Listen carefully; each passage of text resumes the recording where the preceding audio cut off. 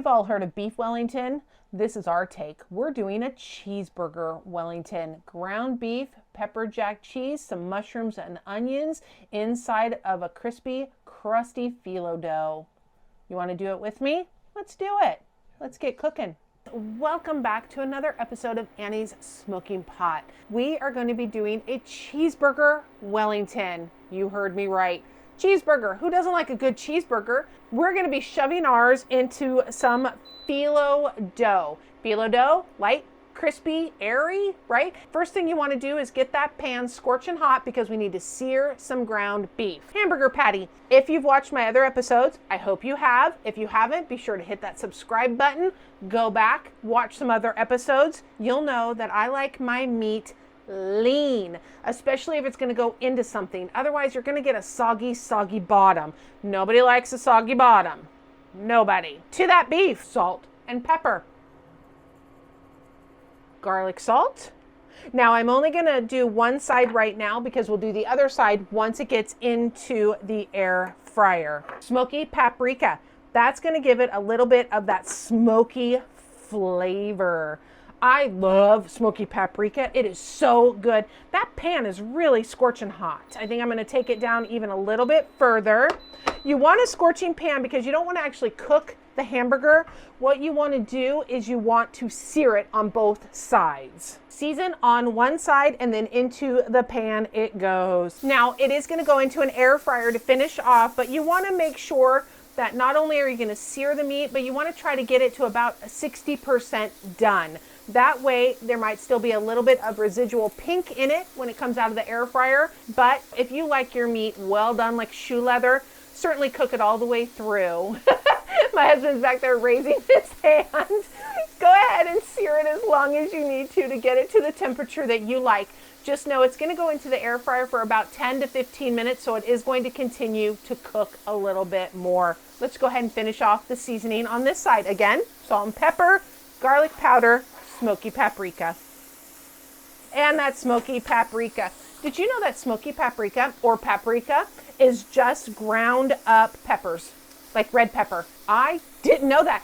I am a food whore. I love food, always have loved it. I am a food pusher. I should have said that, not food whore. But I just learned that it is actually ground up bell peppers. Oh, that's looking fabulous already. So we're going to let that go just so it sears on that side. Then we're going to continue on. I really hope you've enjoyed these videos that we've been putting out here at Annie's Smoking Pot. I, of course, am Annie. I don't know if I've told you that. Every once in a while, I get suggestions from viewers like you, my friends, my family, as what they want me to cook. I have stepped so far outside of my comfort zone. I didn't realize how much I was set in my ways of chicken. You do this with it. Hamburger, you do this with it. And that's it. You don't step outside that comfort zone. You know what? Step outside your comfort zone. Add a new spice, add a new flavor that you've never tried before. I bet you anything you're going to love it. And if you don't, your husband might, your brother might, your mother, your father, whoever you cook for, they might like that flavor. It just might open up a whole new flavor extravaganza for you. Extravaganza. All right, we are about ready to flip that meat. So we're going to add a little bit of mustard. Use your mustard of choice. I love this stuff, but it's just a Dijon mustard. It has a little bit of a kick to it. By adding the mustard at this point, when we flip it over, it's going to sear that mustard into the meat. Let's go ahead and give that burger a flip. Oh, look at that. Oh, perfectly seared. That's exactly what you want. Now we're going to let that other side sear, and then we're going to go on to some mushrooms and some shallots. I think our patty is done. I'm taking mine to about 80% done. You take yours wherever you want it to be. But we're going to use this pan again, so don't get rid of the pan. Oh my goodness, this is going to be fabulous. Yes, this is the plate that I had the raw meat on. I promise I washed it. Tiny home living, you'll wash as you go. Break up a little bit of that bitty bits right there. Let's go ahead and add a little bit more oil to our hot skillet. We're going to saute some mushrooms and some shallots now. That's going to go on top of our burger inside of our Wellington. I've just got one shallot, thinly sliced, perfect amount for one patty. In there that goes. And of course, my go-to, cremini mushrooms. You know, you can't go wrong with them. You really can't. They've got such an earthy flavor. And I know I say that every time. I'm starting to sound like a broken record about creminis. I love them. I love them. We're just gonna saute these up until they're nice and caramelized. Our mushrooms and our onions are good to go. Let's start constructing phyllo dough, right? Phyllo dough. It is literally just little paper thin pastry dough. Remember that burger we made? Right into the middle. Just like that. Before the mushrooms and onions, let's add a little bit more of that delicious mustard. Oh, that's gonna add such an incredible level of flavor. Yes, I'm using my fingers. Sometimes it's best.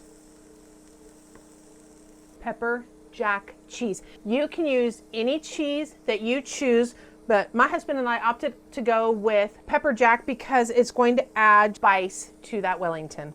Phyllo dough, little egg wash. This is just a beaten egg and water. That is all. That just helps seal that phyllo dough around. Each layer, just add a little bit more of the egg wash. This is going to help every layer just kind of build and stick. How rude. I'm totally looking down and I'm not talking to you. Concentrating. Sometimes I have to really concentrate when I cook. We've got our last layer going. Let me go ahead and give that another bit of an egg wash there. And our last little sheet on top right there. And egg wash the whole thing. And then we're gonna pop it into the air fryer and finish cooking. Go ahead and fold that bottom up just a little bit to kind of seal it in a little bit, hopefully to keep those juices from running out. All right, it's time for our air fryer. We're gonna go air fryer mode for about 10 minutes at 360. As always, if it takes a little bit longer, because I'm not truly sure how long this is gonna take, right there, you see it? Right there. It'll tell you exactly how long this ended up going for. 360 for 10 minutes sounds about right. Let's get that cooking. Just like that, right in there. Did you hear that? That beep means it is done. I ended up adding 2 minutes to the time, so it went a total of 12 minutes. In we go. Oh, golden brown little mound of goodness. It is a little mound of goodness. Oh, look at that. It looks like a little UFO. Oh gosh, please don't shoot it down. It's not a spy balloon. Oh my gosh. Oh, let go. Do you hear that? Do you? Crunchy, crunchy goodness right there. Should we cut it open and see how it looks? Here we go. Can you hear that crunch? Oh my goodness gracious. I can hear that crunch. The moment you've all been waiting for. Oh, oof, that is hot. Oh my gosh. Can you see that? Do you see that amazing goodness? Got a hint of pink in that meat. We're about a medium well. See that layer? Okay, I'm gonna pick it up even though it's hot like a little mofo. Look at that. The mushrooms and the shallots that we sauteed on there. That layer of pepper jack just kind of invoked itself into that puff pastry. So I'm trying to be a little healthy by serving it with just a little salad, little feta cheese, almost a honey mustard glazed dressing to go along with that. But you know it would be really good with this too? Little brown gravy, little mushroom gravy, something like that I bet would be epic. Haven't tasted the food for a while on camera, but I'm going to tonight because I cannot wait. Big old knife. Can you see the steam coming off of there? Means it's going to be hot. Oh, wow. That far, give me a minute. That far exceeds the level of flavor I was expecting. That Dijon mustard, remember what I said before, use your mustard of choice? No.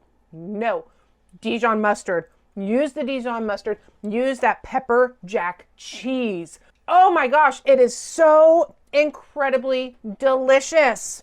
Try it. Oh, you know what though? If you do a different cheese, different mustard, whatever, hit me up in the comments below. Let me know what you chose to use, how it turned out for you. And you know what? As always, thank you so much for tuning in, for watching, for sharing, for liking, for subscribing, all of that. Greatly appreciate it each and every time. Until next time, bye. Holy dude, you gotta try this. Oh my God.